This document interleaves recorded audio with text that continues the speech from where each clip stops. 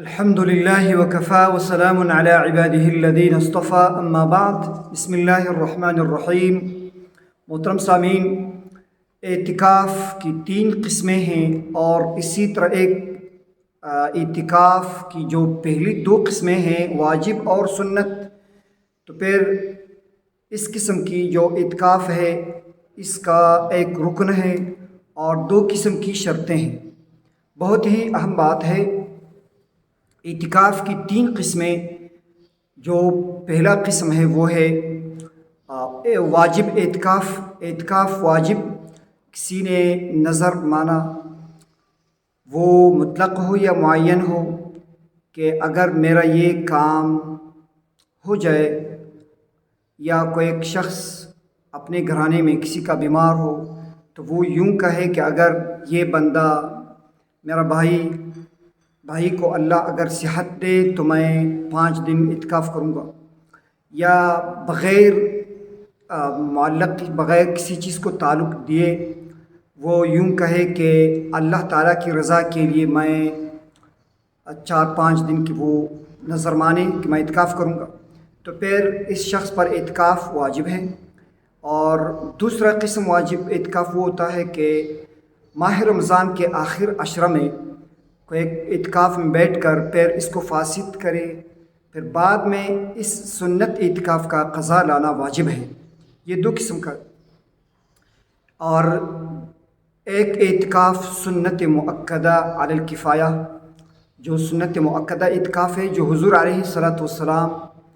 ماہ رمضان کے آخری عشرہ میں وہ ادا فرماتے تھے، تو یہ اعتکاف سنت مؤکدہ ہے، اعتکاف میں بیٹھنا رمضان کے آخر میں۔ اور تیسرا قسم وہ اعتکاف مستحب ہے،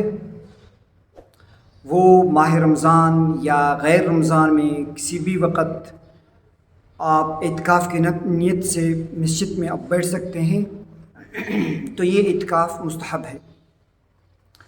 اور اعتکاف کے لیے جو پہلی 2 قسمیں ہیں ان کے لیے رکن کیا ہے؟ اس کا رکن وہ ہے ٹھہرنا، اور 2 قسم کی شرطیں ہیں اعتکاف کے لیے، واجب اعتکاف اور اسی طرح سنت اعتکاف کے لیے 2 قسم کی شرطیں ہیں۔ پہلی قسم کی شرطیں یہ ہیں کہ مسلمان ہونا معتکف کا، اور اسی طرح بالغ ہونا، عاقل ہونا، اور عورت ہو اگر تو پھر حیض اور نفاس سے پاک ہونا، یہ معتکف سے ان کا تعلق ہے۔ دوسری قسم کی شرطیں وہ ہیں جن کا تعلق مسجد سے ہیں، کہ وہ ایک ایسی جگہ پر اگر مرد ہیں تو مرد کے لیے شرط ہے کہ وہ اس طرح کا اعتکاف کرے، ایسی جگہ پر اعتکاف کرے جہاں 5 وقتہ نماز باجماعت کا اہتمام ہو، تو یعنی مسجد میں، یا کوئی ایک اور جگہ ہو جہاں 5 وقتہ جو اوقات کی نمازیں ہیں وہ باجماعت پڑھنے کا اہتمام ہو، تو یہ شرطیں ہیں۔ اور اللہ تعالیٰ اگر کسی کو زندگی میں موقع دے تو وہ سنت اعتکاف کا یہ فائدہ اٹھائے اور اس سنت کو اپنائے زندگی میں۔ اگر کسی کو چانس موقع مل جائے تو اس کو نہیں چھوڑنا چاہیے۔ حضرت عائشہ صدیقہ رضی اللہ تعالیٰ فرماتی ہے کہ حضور علیہ السلام ہر سال رمضان کے آخری عشرہ میں اعتکاف میں بیٹھتے تھے۔ حضور علیہ السلام کے وصال کے بعد پھر